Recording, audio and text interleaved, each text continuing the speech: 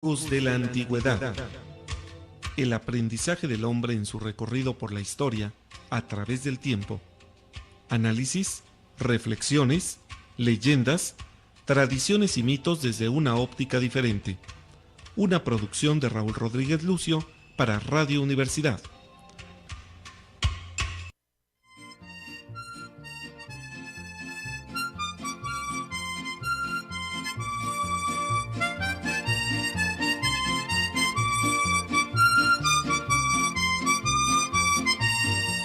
Yo soy rielera, tengo mi Juan, él es mi vida, yo soy su querer. Cuando lo llaman que ya se va el tren, adiós mi rielera. Ecos de la Antigüedad presenta su serie de la decena trágica. En esta ocasión vamos a ver la cuarta parte, lo que serían del 16 al 18 de febrero, que fue donde pasó de todo, sobre todo el 18 de febrero, y no sé si alcancemos algo más, yo creo que hasta ahí vamos a llegar. Cuando lo llaman que ya se va el tren, adiós mi rielera, ya se va tu Juan.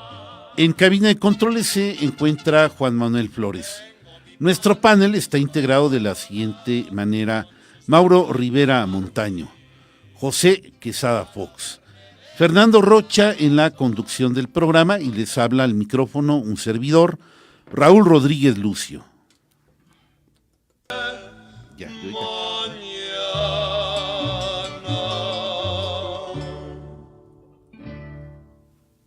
Muy buenos días, esperamos que se encuentren muy bien y les agradecemos que nos estén escuchando en este primer programa de marzo de Ecos de la Antigüedad. Ya se nos pasó el mes de febrero, estamos en marzo y estamos empezando con el calor. Pero bueno, esperamos que disfruten el programa del día de hoy. Como nos comentó Raúl anteriormente, pues estamos con el tema de la decena trágica. Ya hemos llegado en el programa anterior al día 15. Entonces ahora vamos a ver al 16 y a ver hasta dónde llegan, porque los señores tienen tanta información que luego se emocionan y ya ni nos damos cuenta en qué parte vamos. Pero eso es muy bueno, porque así ustedes se enteran de más cosas y pues captamos su atención.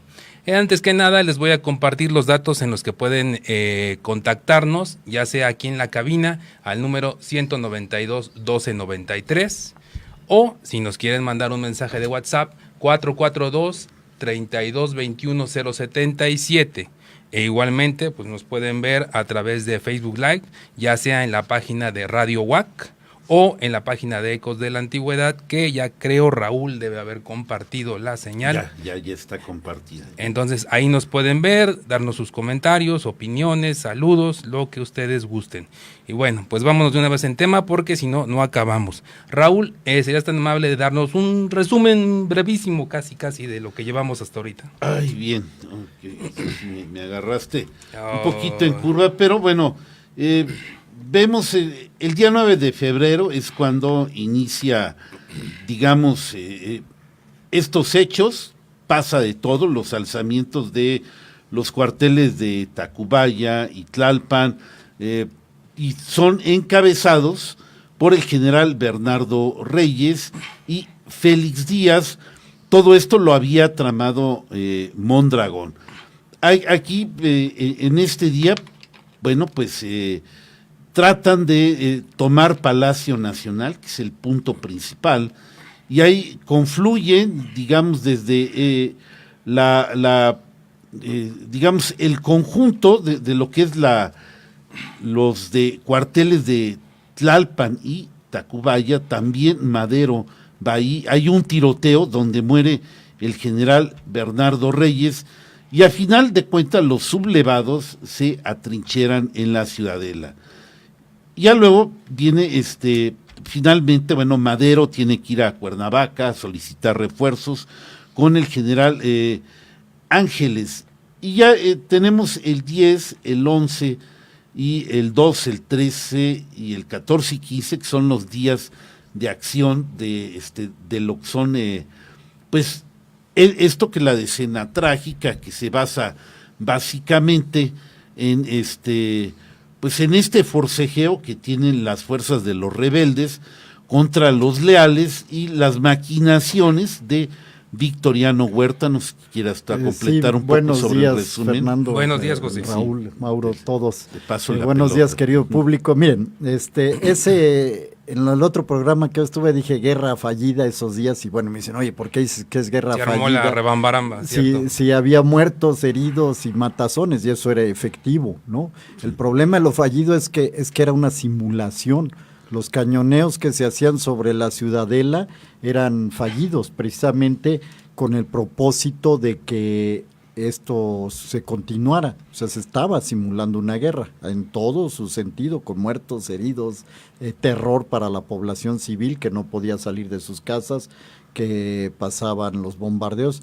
Y una de las cosas que pasó en esos días, que no sé si la comentaron en el programa pasado, es que la casona de la familia Madero, que estaba en la parte donde estaban las tropas leales, entre comillas, de Huerta, pues fue totalmente destruida y quemada. Y la pregunta es, pues, ¿cómo sucedió eso? Si estaba del bando del presidente. No. Bueno, por eso lo Sí, comento, ¿no? sí, Porque es uno de los puntos que sucede en esos días, ¿no?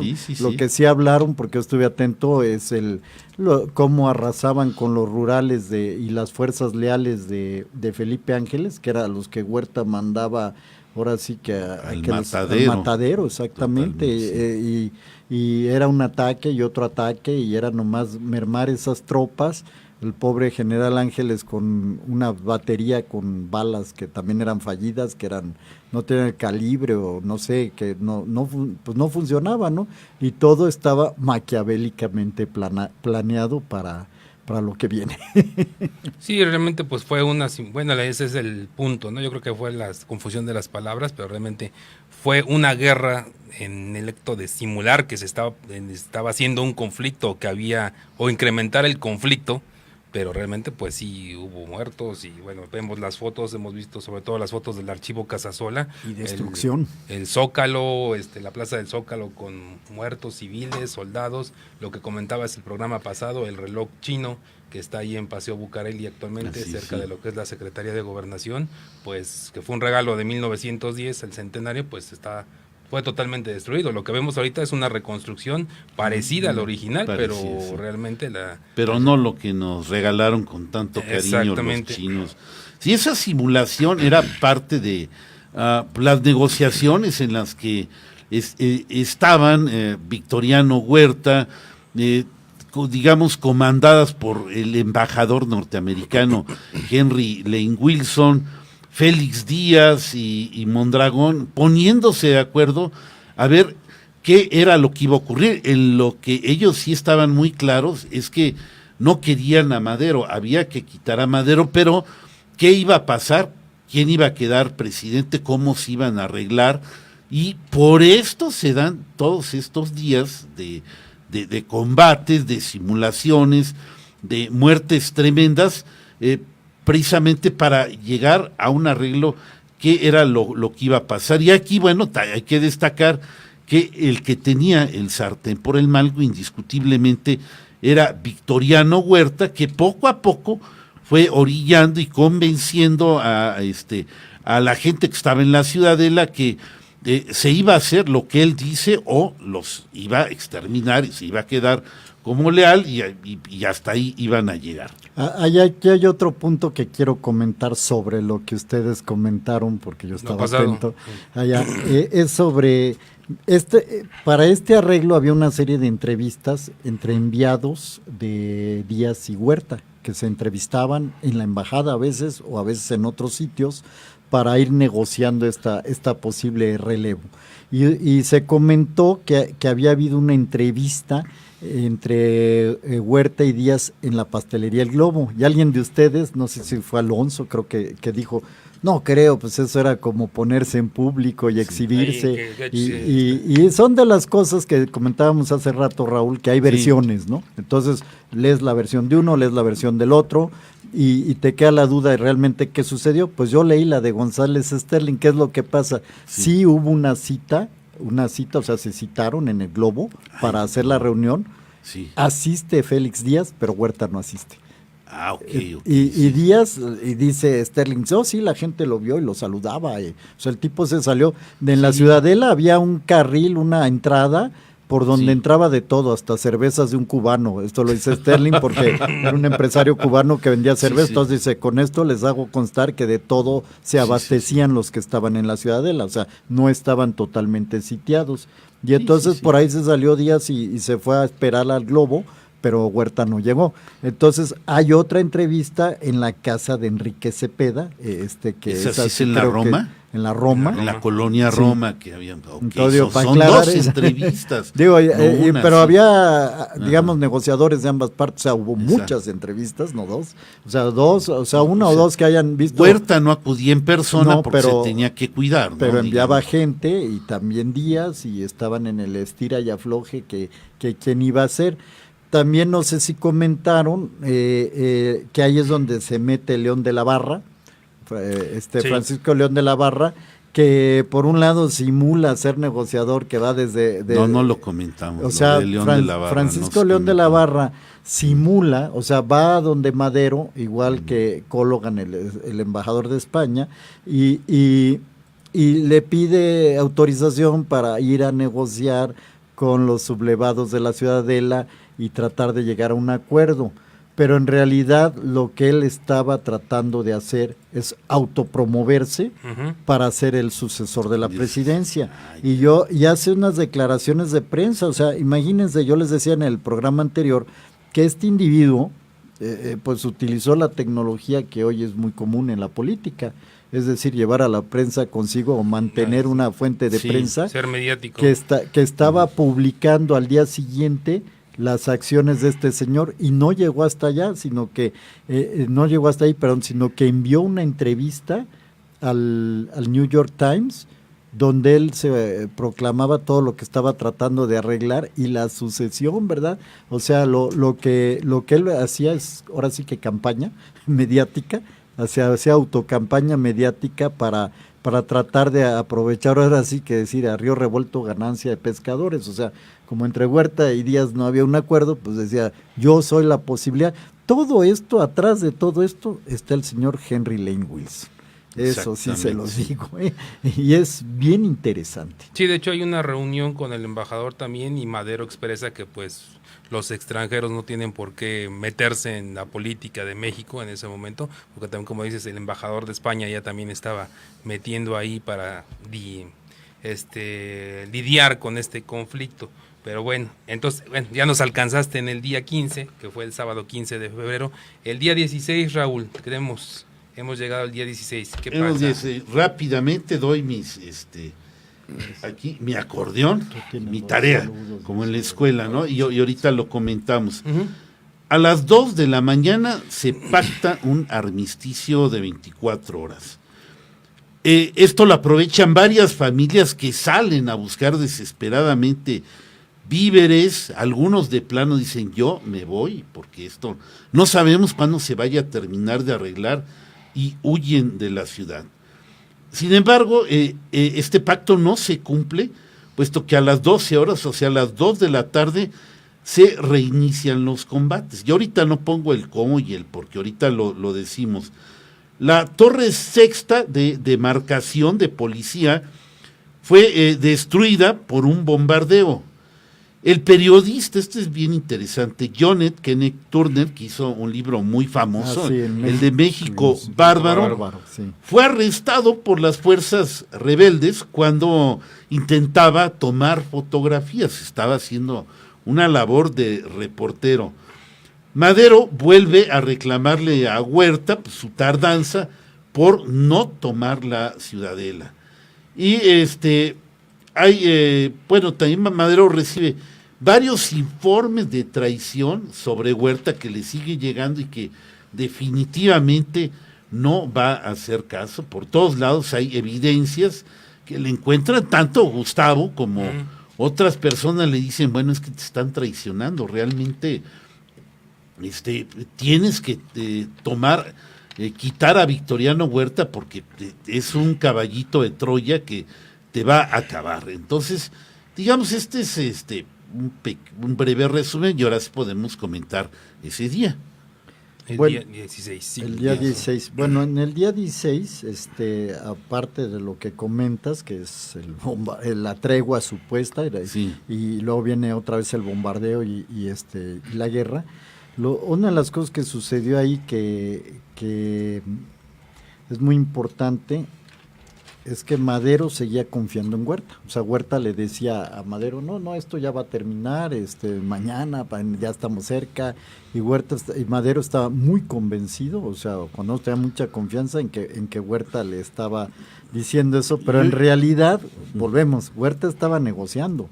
Y prueba de todo lo que se está diciendo, porque a veces, bueno, ¿de dónde sacas todo eso? ¿De dónde sacas estas cosas?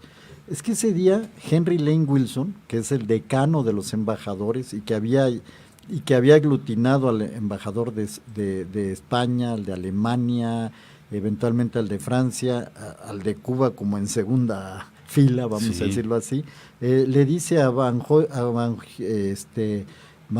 o algo así, que es el embajador de Alemania, le dice... Van Holst. Hubo un primo, bueno, de una parte que ya salió la en paz descanse, fue miembro de Ecos de la Antigüedad ahí del 2003 al 2005, muy polémico, Van Holst Rodríguez, y que le dio mucha vida al programa, era pariente de esta persona que todos son alemanes que vinieron, se establecieron en México.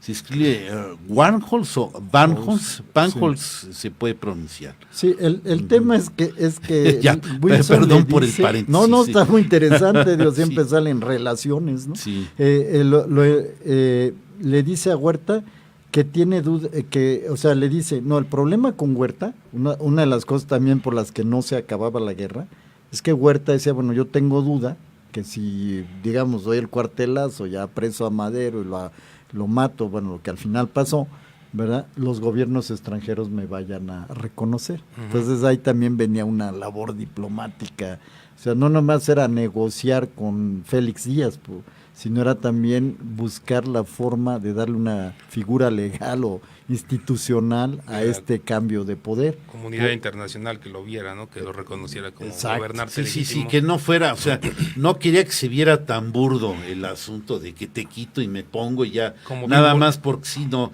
era bien importante dar un fundamento legal a lo que estaba ocurriendo y esto, bueno, prestó a un montón de interpretaciones, sobre todo el hecho de la simulación contribuyó mucho a pensar que, bueno, que Madero ahí era un peligro y que había que quitarlo. Muchos estaban convencidos de este punto y al momento, bueno, ya vamos a ver que se consuma lo que él estaba planeando, pues la gente reaccionaron con alivio y hasta los vitorearon, ¿no? Porque por fin pudieron llegar a una solución y quedaron prácticamente como héroes en ese momento. Esto era bien importante de lo que estaba ocurriendo. Sí, pues de hecho ahí, bueno, como comentaron todas las advertencias que se tenían contra Huerta, incluso hay una crónica del general Lauro del Villar cuando cambian la plaza, que le comentó, bueno, se lo llevaban herido y lo ve y le dice... Victoriano, mucho cuidado, porque ya también sabía de qué pata cojeaba Victoriano. No, efectivamente, Laura del Villar y Gustavo Madero también, que al final, y otros sabían, el único que se empecinó, ¿verdad?, en tener esa fe ciega absurdamente por Huerta fue Madero. Y al final, como te decía, y si llegamos a ese comentario, esa noche que pasa encerrado ahí el embajador González Sterling, el cubano, con Madero y Pino Suárez, Madero reconoce, ya que se da cuenta de que mataron a Gustavo y todo lo que pasó, ¿verdad? Se da cuenta y dice, mira qué error he cometido. Pero pues ya, ahora sí que como dicen, demasiado tarde, muy triste la situación. El hombre pensando que en la lealtad y la confianza, porque Huerta era un actor de teatro tétrico, Por ahí hay una frase que utiliza Adolfo Gili que dice el castillo de Kafka, que es una novela de esas negras. Sí. Bueno, Kafka no es muy...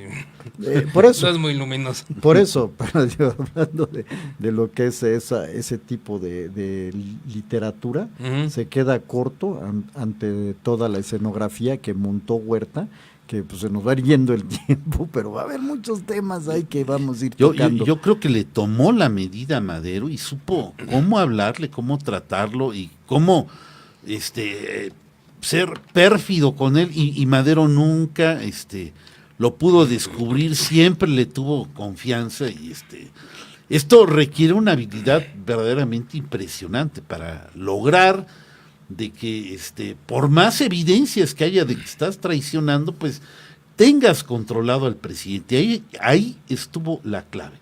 Tenía controlado al presidente, los demás sabían mucho, sabían que ahí había una traición, pero mientras Huerta tuviera convencido al presidente, estaba el asunto perdido. ¿Sí?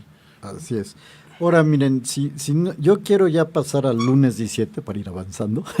No sé si te das algún otro comentario. No sé, aquí. De hecho, creo que ahí irían, es lo que les iba a comentar del lunes 17, hablando de esta situación, es realmente cuando ya se ve lo máximo, ¿no? Que ahorita lo van a comentar ustedes, pero ya es el arresto de Huerta, su presentación ante Madero y pues su posterior liberación.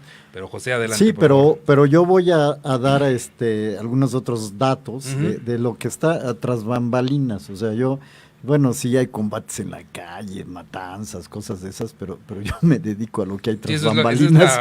Esa es la fachada que tenemos. Entonces, lo primero que estamos hable de Lane Wilson y su complot, que al final eso es lo que hay en esencia. Pero la siguiente pregunta que hay que hacerse, bueno, porque siempre se piensa, entonces son los Estados Unidos de Norteamérica, que siempre se están metiendo con México, están dirigiendo la política mexicana por sus intereses, bla, bla, bla. No, resulta que si nos vamos a esas fechas a Estados Unidos, estamos a 10 días de que el presidente Taft le entregue el poder al presidente Wilson, Woodrow Wilson. Sí. Entonces vamos a preguntarnos, bueno, un presidente republicano que le va a pasar al otro, que es demócrata, si no estoy mal, ¿verdad? ¿Por qué está tratando de resolver el problema de México, por así llamarlo? Porque claro, hay una serie de cables y comentarios de Lane Wilson de que pues la situación era caótica, que había que intervenir, que había que enviar naves. De hecho, se dice se preparan naves de guerra para llegar a Veracruz, etcétera, etcétera.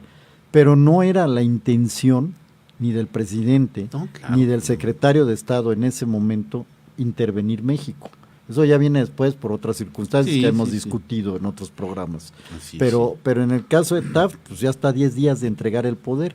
O sea, todo el meollo del asunto lo está manejando Henry Lane Wilson, como decano de embajadores.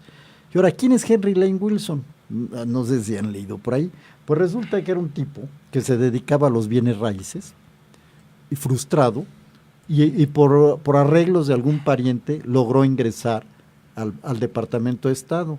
Y se le describe como una persona con un carácter agresivo, álgido, dispuesto a estar en pleitos y situaciones. Estamos hablando de ese año, ¿verdad? No actualmente, no estamos yendo al 2019. No, estoy hablando del embajador de los Estados Unidos en México. Me llamó la atención tiempo, no el actual. Esa coincidencia con los bienes raíces con el actual señor presidente estadounidense, que también es su background de...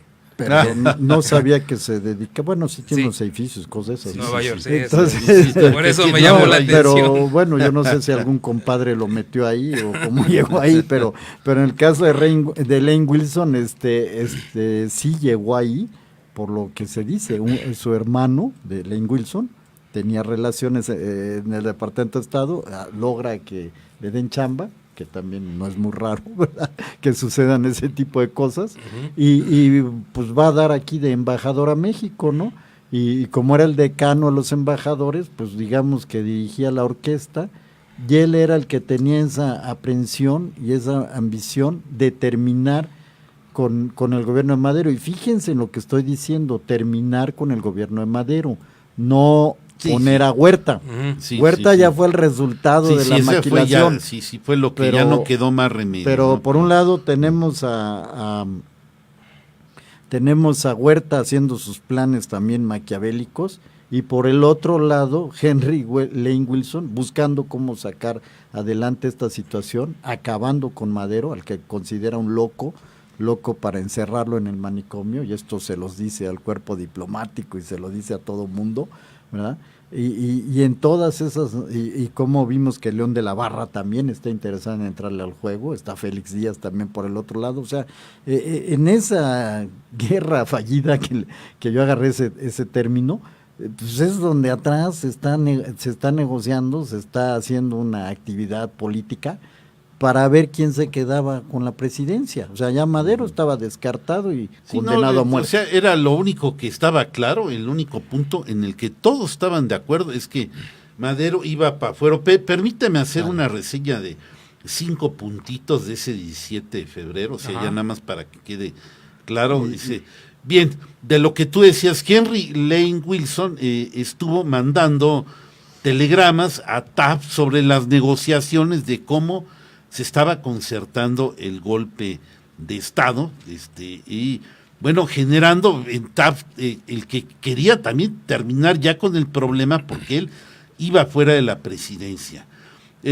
Gustavo Madero y Jesús Ureta siguen descubriendo pruebas de traición sobre Victoriano Huerta, pero lo que se lleva el día fue que finalmente Gustavo decide tomar el toro por los cuernos. Exacto.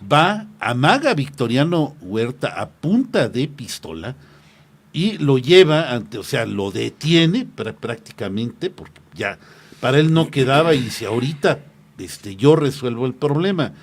Y al llevarlo ante el presidente Madero, Huerta vuelve a hacer gala de ese dominio que tenía sobre él, convenciéndole de que no, de que todo eran chismes, que eran infundios, y pero que se comprometía a tomar en menos de 24 horas la ciudadela. Esto era tremendamente importante para ya acabar, si no, queda totalmente destituido. O sea, él se puso el límite, ya no había más tiempo, ahí se tenía que resolver. Y otro detalle que tome es que este periodista, Turner, es sentenciado a muerte. Imagínense. Sí, sin embargo, no se cumple la sentencia, obviamente, por pues era un norteamericano, entonces a la hora de la hora dice, no, bueno, nada más lo dejamos ahí, pero sí había habido una reacción muy fuerte contra él, y bueno, ahí lo que me falta investigar es que quiénes lo detuvieron, si gente de la Ciudadela o gente del gobierno. Esto es parte de la investigación, pero este periodista, escritor, pues es muy importante, ¿no? Pues el que escribe México Bárbaro es otra de las fuentes en las que se puede ver y leer de lo que ocurre exactamente de los hechos de 1913. Pues entonces, mira, yo tengo ahí el libro, no sé si ahí el autor relate lo que le sucedió, pero yo he leído pedazos, o sea, tampoco lo he leído. Lo que sí alcancé a leer, habla de los problemas que había cuando Porfirio Díaz era presidente en el campo, la injusticia laboral que existía, Entonces, y yo vi como que iba pero no recuerdo haber visto que hablara sobre la razón. Yo hace muchos años que leí ese libro, ahí lo tengo, y la verdad es cierto, eso habla de lo que era, cómo tenían a los indios y la esclavitud en el sur y todo eso, sí me acuerdo, lo de eso, ¿cómo se llama? Algo nacional, lo que es el sureste ahora, ¿no? Es Valle Nacional. Ya. Entonces, me acuerdo. Más que nada está enfocado a eso. Pero miren, yo me quiero regresar un poquito. Yo voy por la parte de las tramas. Okay. Mandó varios mensajes, manda varios mensajes, como dijiste, Wilson a Taft, tratando de convencerlo que había que intervenir. Y al final, Madero también le manda un mensaje a Taft diciéndole que lo apoye, que no ataque, que respete el gobierno, etcétera. Y entonces Taft le contesta ese día 17, le contesta a Madero directamente un cable. Le dice, y en el cable le dice, que el cable que había mandado el día 14 Madero, ¿verdad? Que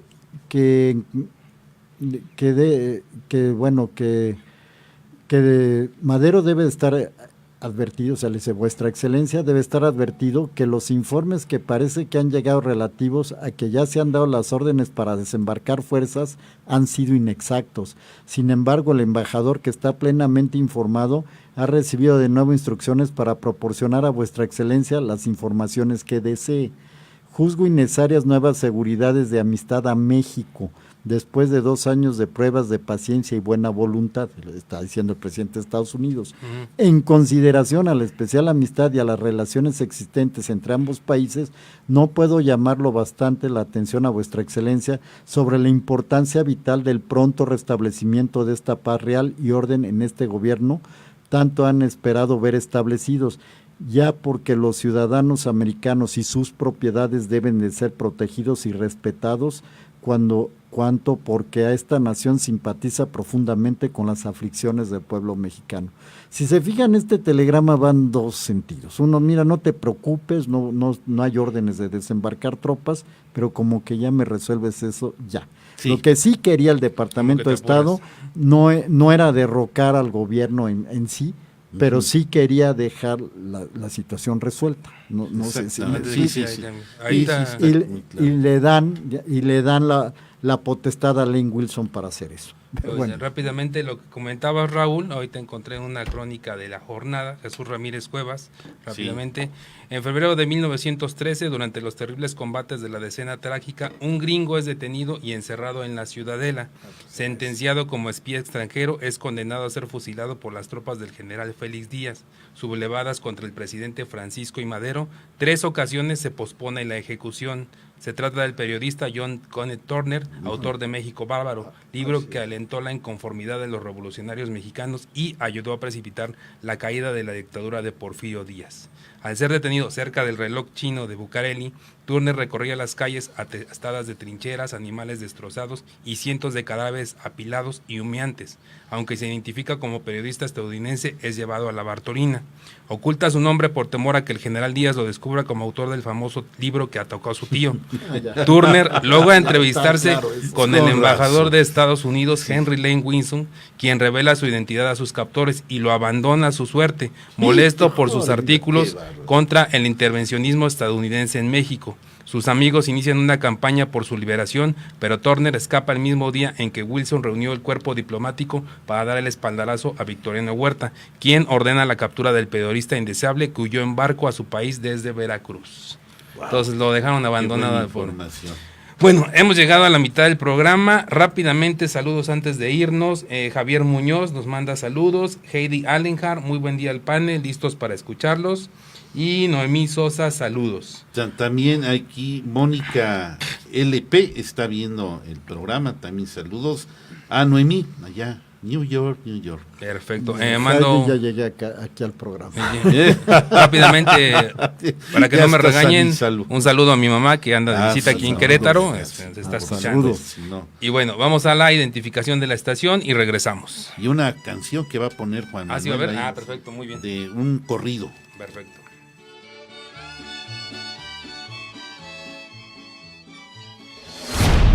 XHUAQ 89.5 FM. Radio Universidad. Transmitiendo para ti las 24 horas del día. Estudios y oficinas. Centro Universitario Cerro de las Campanas. Planta transmisora. Campus Exaeropuerto de la Universidad Autónoma de Querétaro. Carretera Yechimequilla sin número, Ejido Bolaños. Radio Universidad.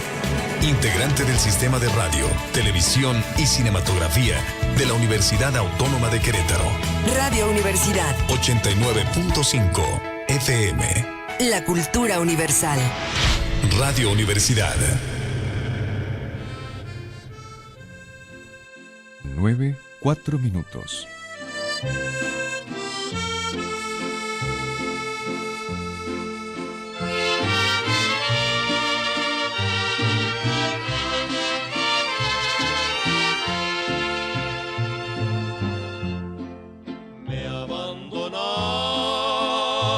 de mujer porque soy muy pobre y por tener la desgracia de ser casado. ¿Qué voy a hacer si yo soy el abandonado? Abandonado sea por el amor de Dios. 3 vicios tengo y los tengo muy arraigados. De ser borracho, jugador y enamorado. ¿Qué voy a hacer si yo soy el abandonado?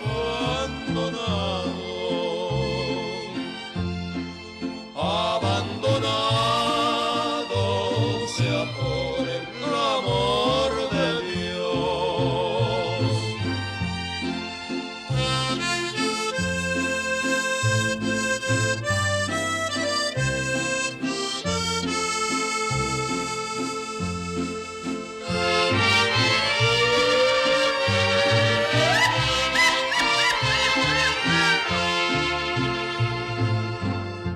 Si tomo vino es porque a mí me gusta el trago.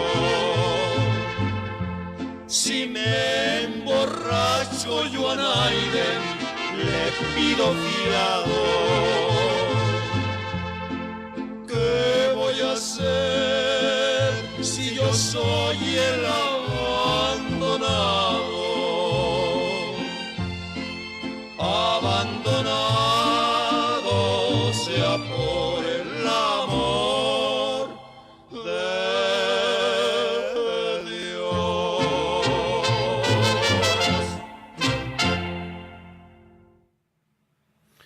Bueno, pues regresamos, esperamos les haya gustado la pieza musical que hemos escuchado. Rápidamente, ¿qué más saludos que hayan aparecido? Pues yo ya vi los de Pedro Mijo, perdón que me perfecto, aprovechando.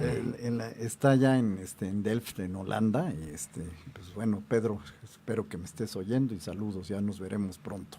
Todavía es tarde por allá. Ya es la tardecita por ahí. Sí, ellos lo que pasa es que me escuchan, pero como es una hora más o menos en la mitad de la tarde, sí, como a las si traen 4 actividades y eso, pues no pueden escuchar, pero ahorita lo vi que se conectó. No, pero sí puede vernos. Sí, no, claro. luego se echan el video, ¿no? Y sí, se ven los 4, videos. ¿no? Bueno, tenemos saludos, Gabio Cabar, Chisme del Bueno, he dicho, felicidades a todos. Gabriel Tor, buenos días al panel. Margarita Ramírez Baena, saludos al panel, buen tema, sucesos tristemente sucedidos en México. Felicidades por su investigación histórica. Muchas gracias. Y bueno, rápidamente, el día de hoy tenemos una intervención de Mauro. Por favor, Mauro, adelante. Sí. Bueno, mi estudio, mi tiempo dedicado es lo siguiente. Me encontré que las raíces de nuestra política que hoy padecemos, hay mucha semejanza, no se ha modificado casi nada. Uno de los detalles principales que encontré es de que se tenía que pagar a la prensa para que hablase bien del gobierno, cosa que no hemos cambiado mucho. Encontré una entrevista de la madre de Francisco y de Gustavo, donde se señala que Francisco fue muy enfermizo, de un ánimo muy apagado, y Gustavo todo lo contrario. Crecen en una educación en su casa, después su primera educación va a un templo jesuita, bueno, no templo jesuita, sino educación jesuita. Escuela jesuita. Escuela jesuita, sí. Donde recibe un balonazo en la cara y le afecta el ojo a Gustavo. Ah, por eso era el ojo parado. El ojo parado, sí, porque se le empezó a complicar al grado de perder el ojo y le ponen uno de vidrio y después usa lentes. Van a estudiar a Francia, allá Francisco conoce de mucho que es espiritismo y de unas cosas que después hablaremos de ello, que muchos mexicanos presidentes están involucrados con la masonería, de lo que también practicó Francisco. Lo que me llama la atención aquí es de cómo crecieron juntos y desarrollaron una amistad inquebrantable Francisco y Gustavo, pero por la ambición que genera el gobierno llegó a traicionar Francisco a Gustavo al grado de que fuese muerto de una manera muy cruel, como se señala la historia. Y detalles importantes que yo considero valiosos es de que si se habla de Zapata es de la derrota hacia el campo, y un caso muy importante y muy valioso es de que la virtud del maguey, donde encontramos el pulque, antes de que se fermente se puede generar el aguamiel, que es un nutriente que puede ayudar desde bebés hasta personas de tercera edad, o sea que toda nuestra edad puede ser un nutriente básico útil para el organismo. Pero como el campo se desatiende, también se desatiende esa virtud de nuestro pueblo, de nuestro suelo. Y algo curioso, investigando sobre los movimientos del régimen nazi, ellos sí investigan lo que es la propiedad del maguey y sus virtudes nutrientes. Suena hasta como una bofetada de guante blanco de que nosotros, siendo dueños de ese producto, lo ignoremos y lo desechemos, y haciendo a un lado su virtud de nutriente. Y casos muy valiosos, pero por el momento aquí me quedo porque Zapata es algo muy importante para nuestro pueblo, en el significado de que Madero ocupó la presidencia, pero no se deshizo de lo que fuese el reflejo de Díaz o el significado de Díaz. Es como si López Obrador tuviesen dentro de su gabinete muchos priistas, que ojalá y no suceda. Y sucede lo siguiente, pues en ese grado de no desecharse de lo que era la burocracia o los intereses muy bajos en el sentido de solo para ellos y no para el pueblo, pues todo lo que es el producto de minería, de la maderería, todo lo que genere riqueza de suelo era para los países ajenos, vecinos que no eran dueños de aquí, eran pues invasores, y se llevaron nuestra riqueza. Llegaron al grado de tener grandes haciendas y los mexicanos eran esclavos en su propia tierra. Ellos se las ingeniaban para sobrevivir de una manera muy lamentable y muy limitada, y los otros utilizaban su astucia para endeudarlos, como si tuviesen una casa de crédito y nunca la pagaran, y esa deuda se pagara a las siguientes generaciones. Zapata, dándose cuenta de todo eso, quiso cambiar las cosas y también falló por la ambición de Madero, y cosas muy lamentables que yo me he encontrado de Madero, que pues nos lo venden como un héroe, un democrático, y pues la realidad no fue mucho, no tanto, y es lo que quería comentar. Y hay muchos detalles, pero hay muchas cosas interesantes que nos están compartiendo y no quiero interrumpirlos más. No. A ver, yo me voy a permitir responder una parte del comentario del amigo Mauro. Digo, es muy amplio, pero yo me voy a reducir a lo que es el programa que estamos analizando. Está bien. Lo primero que dijo es que hay cierta analogía entre la acción de los políticos de ese tiempo a la acción de los políticos de ahora. Yo le modificaría un poco la idea diciendo es la acción de los políticos de siempre, ¿verdad? Para que así no entremos tantos debates ni no se nos creen problemas. O sea, es esa maquilación de lucha de poder y de intereses que siempre se lleva atrás, no un sentido claro de lo que es la política, que es donde, ahí sí te voy a contradecir, mi querido Mauro, con todo respeto. Tú dices que Madero no es el héroe que pretendemos. Entiendo el sentido de tu comentario, que también lo hemos discutido, yo lo he dicho, que Madero no representaba la Revolución Popular. Los primeros que discutimos la sublevación que tuvo Zapata. No voy a entrar mucho en detalle en Zapata, las haciendas, todo aquello que comentaste, porque eso me gustaría que nos dieran otros programas, otra serie. Pero bueno, vamos a decir esto, ¿no? Sí, Madero era un profundo demócrata, era una persona que pensaba que por medio de la aplicación de la ley y de la negociación y del consenso y de todo este tipo de argumentos se iba a llegar a resolver los problemas. Ahí está la diferencia, ¿verdad? O sea, ¿atacas el fondo o atacas la forma? Sí es cierto que Madero mantenía una actitud que pudiera considerarse continuista, si pudiera ser la palabra, a una república ordenada, que es lo que Porfirio Díaz y su grupo científico de poder pretendían, a un pueblo tutelado que por medio de un control político se le dirigía hacia el bien, Y en esto era un cambio a que sí hubiera democracia, porque ya no se trataba de que el presidente o un dirigente decidiera por todos, sino que hubiera participación política. Yo creo que sí había esa intención en Madero. Ahora, otro punto interesante, que es lo más interesante de tu participación, fue esa entrevista a la madre de Madero, donde describe a sus hijos. Vamos a ver sus hijos en este momento que estamos discutiendo. Gustavo, ¿por qué se ganó la enemistad y el trágico fin, que a ver si alcanzamos a platicar? Porque era el que era más activo, y es el que se aventaba, digamos, todo lo que hay también detrás de negociaciones económicas y políticas para ir apoyando a su hermano.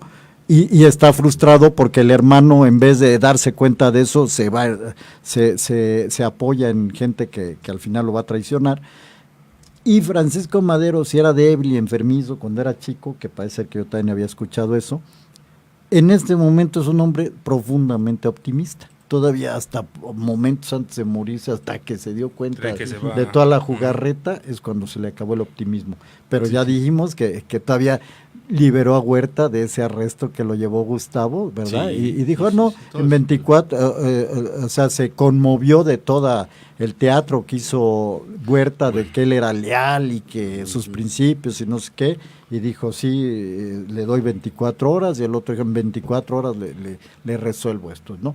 Y estaba optimista. Los mensajes que enviaba Francisco Madero a su familia, a todo el mundo, porque él está encerrado en Palacio Nacional, era que eso se iba a resolver, ¿no? Hasta el final se dio cuenta de eso. Ahora sí, dejo que continúe el relato. Perfecto. Rápidamente, perdón, tenemos una llamada. Buenos días, ¿podrían mencionar dónde nace, dónde y cómo muere Victoriano Huerta? Y ojalá puedan hacer un programa especial sobre Venezuela, cómo llegó Hugo Chávez, Maduro, y cómo un país tan rico está en esa situación. Gracias. La señora Rosa Isela Zabaleta. Te dejo lo de Victoriano Huerta. Bueno, y yo respondo lo otro. A ver, pues ayúdanos con el internet, porque yo me acuerdo cómo murió Huerta exiliado en Estados Unidos. Primero se fue a Cuba, luego pasó a Estados España, Unidos. ¿no? A España, perdón. Fue primero a España y luego, pero acabó en Estados Unidos, en Nueva Orleans, o no sé, no me acuerdo exactamente. Nueva Orleans y de cirrosis. Y de cirrosis, exactamente. Eso sí me acuerdo ahora. ¿Dónde nació? La verdad no me he dedicado a estudiar la biografía de Huerta, no es de mis favoritos, como comprenderán. Nadie se ofenda, pero era jalisciense, del pueblo de Colotlán. Ah, cierto. Y falleció en El Paso, Texas. En El Paso, Texas, sí. Y bueno, pero sí murió de lo que dijimos. Sí, murió de cirrosis hepática, sí. Y la cuestión de el programa de Hugo Chávez Venezuela. Tú eres el productor. Aquí es el señor. Bueno, la política es que los que estamos colaborando aquí hablemos de lo que sabemos, de lo que hemos estudiado y de especialidades. Desgraciadamente Venezuela no es nuestra especialidad. Vamos a dar una opinión muy nuestra, muy de café, por así decirlo, de lo que nos parece, y eso no se me hace pues profesional o ético para unos micrófonos, para un programa como y eso sí lo vamos a quedar a deber, ¿no? Y tenemos mucha temática del país de México, o de los temas que constantemente estamos tocando año con año, que son repetitivos, ya ustedes los han visto, son repetitivos porque es lo que hemos estudiando, de ahí hemos tomado nuestras especializaciones y siempre tratamos de dar el último punto de vista, la última actualización de estas temáticas. Pero si nos metemos a un país como Venezuela, o sea, realmente vamos a ser poco objetivos. Y también hay otros programas aquí mismo en esta estación en la mañana que se dedican precisamente a eso, que estudian estas situaciones a nivel mundial del hoy, no del ayer, como nosotros vemos como el ayer, no vemos precisamente el hoy. Y la verdad es que sí se los vamos a quedar a deber, no vamos a ver ni Hugo Chávez, ni a Nicolás Maduro, ni qué piensa. O sea, no tendría caso y nos saldríamos de lo que son los parámetros de esta producción que ve más que nada el pasado. Y yo agregaría, estoy de acuerdo con todo eso, Raúl, pero agregaría una cuestión más para el público que nos escucha, comprendan. Que este es un programa de historia. Y aunque dijeras, bueno, pues Hugo Chávez ya es historia, ya se murió, ya pasó su régimen, lo que tú quieras, pero todavía hay una situación política presente en Venezuela y a nivel internacional que está influenciada por la acción de Chávez o lo que sucede en su momento. Ya sería un programa de política. Ya es herencia. Ya sería un programa de análisis actual. Y realmente, pues nosotros, como dice el título, nos dedicamos a la antigüedad, ¿no? Entonces, a la historia que ya, como sea, está escrita, y digo escrita porque no es necesario, es letra muerta. O sea, nosotros al hablar aquí, traer nuestros comentarios, nuestras investigaciones, nuestras reflexiones, estamos trayendo a la historia a que se vuelva vida. No sé si me explico, o sea, la volvemos a recrear, pero por eso es historia, porque son hechos pasados. Por cierto, los griegos no tenían el concepto de historia. Si esto se lo hubieran pedido a Platón o Aristóteles, hubiera dicho que sí, porque es parte del tiempo actual. Pero las ciudades griegas eran una línea actual. Ellos no tendrían problemas en hablar ya sea de Chávez, de López Obrador o de Madero o Huerta, ¿verdad? Porque es lo mismo para ellos. Pero ya nosotros tenemos visión de historia y nos dedicamos a eso. Bueno, rápidamente, porque vale la pena ahorita y tenemos bastante audiencia. Manuel Sánchez, saludos. Víctor Hugo Martínez, un compañero del trabajo, manda saludos y su comentario es: historia de México únicamente. Javier Muñoz se dice que está en una tumba en El Paso, Texas, refiriéndose a Victoriano Huerta. Gavio Cabar, ya vieron la nota de la decisión del retiro de una escultura de Porfirio Díaz en el estado de Veracruz. Sí, tuve oportunidad de verla.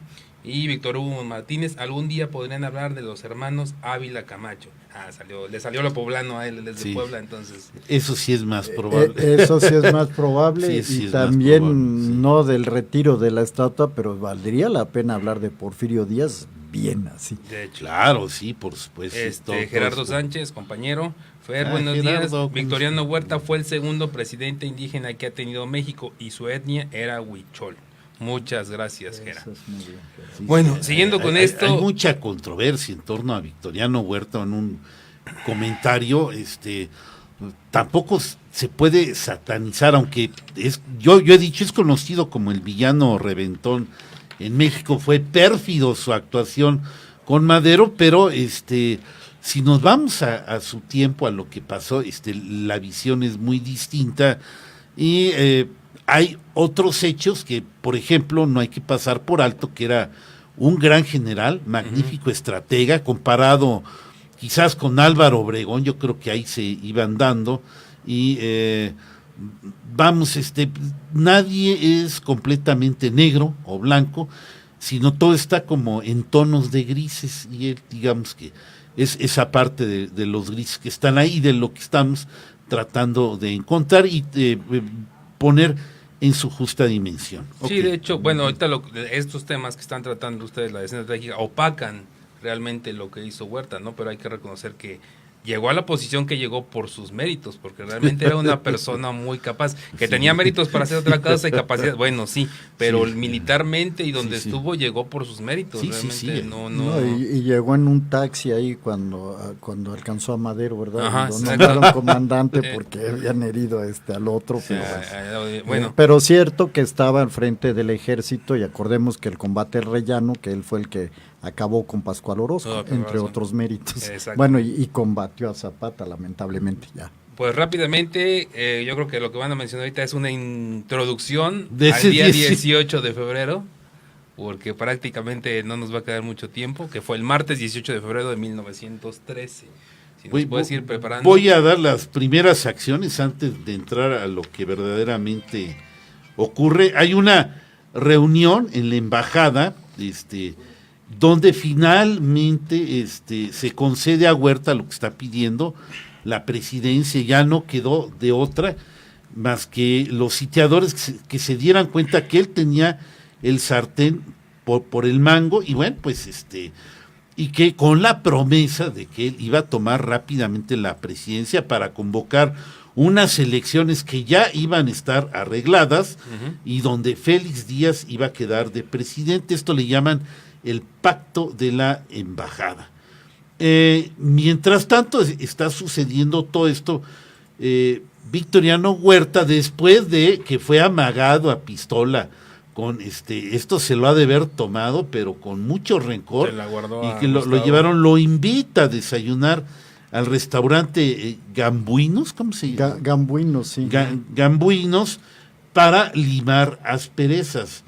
Mientras tanto, hay una reunión de Madero con su gabinete. Yo, ya no voy a entrar a la acción dura, esta la vamos a ver la siguiente semana, en donde, bueno, están viendo qué es lo que van a hacer ante la situación desesperada. Ya le habían pedido la renuncia a Madero, creo que un día antes. Él se había negado rotundamente. Es dramática esa acción. Cuando finalmente, bueno, ya se ponen de acuerdo, le dan ya la instrucción a Aureliano Blanquet, que él tiene que hacer prisionero a Madero y a Pino Suárez y sacarles la renuncia. En lo que dice Blanquet, ups, híjole, pues, qué cosas me pasan. Y dicen por ahí que al parecer Victoriano Huerta le hace el comentario, bueno, tú ya debes de como que estar acostumbrado a este tipo de cosas, pues no te echaste a Maximiliano en 1866. A Blanquet, ¿no? Sí, sí. Y bueno, pues qué trabajo te puede costar hacer ese papel. Bueno, mira, ya nos están diciendo que nos vayamos, entonces son 3 hechos que va a haber que discutir la semana que entra, ¿no? La aprehensión de Francisco Madero, que es donde hay versiones, ¿verdad? La aprehensión y muerte de su hermano Gustavo. Y el tercer hecho, que bueno, a ver si es este pacto de la embajada, lo tenemos que discutir un poquito con más calma. Claro. Porque no es así nomás decir, ya se arregló eso. Sí, me gustaría fue introducción nada más. El próximo sábado discutamos estos 3 hechos, porque si no, ahorita ya ni tiempo hay. Así perfecto. Nada más. Rápidamente los últimos saludos. Víctor Hugo Martínez me corrige, Teciuteco, arriba Teciutlán, y están de acuerdo él y Gavioca Bar sobre un programa sobre Porfirio Díaz, ya que representa el avance en el aspecto social, cultural, telecomunicaciones. A su lado, los demás mandatarios quedan muy oscuros. Y bueno, pues ya hemos llegado al final del programa. Les agradecemos mucho la atención. Fue muy rápido esto. Agradezco también la asistencia del jueves en la conferencia que estuvo en el auditorio del SEAT. Fue muy buena. Gracias por el apoyo y les informaremos de eventos posteriores. Y ahorita parece ya se agendó una para junio, todavía no la definimos bien o algo así, ¿no? 23 de junio, pero vamos a ver qué pasa en el Inter, ¿sí? Perfecto. Bueno, muchas gracias a todos, Raúl, José, Mauro, gracias. Que tengan muy buen día.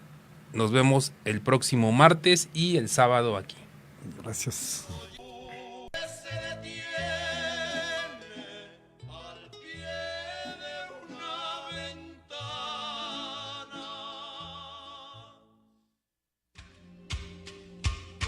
Ecos de la Antigüedad.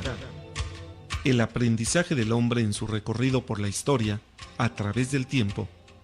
Análisis, reflexiones, leyendas, tradiciones y mitos desde una óptica diferente.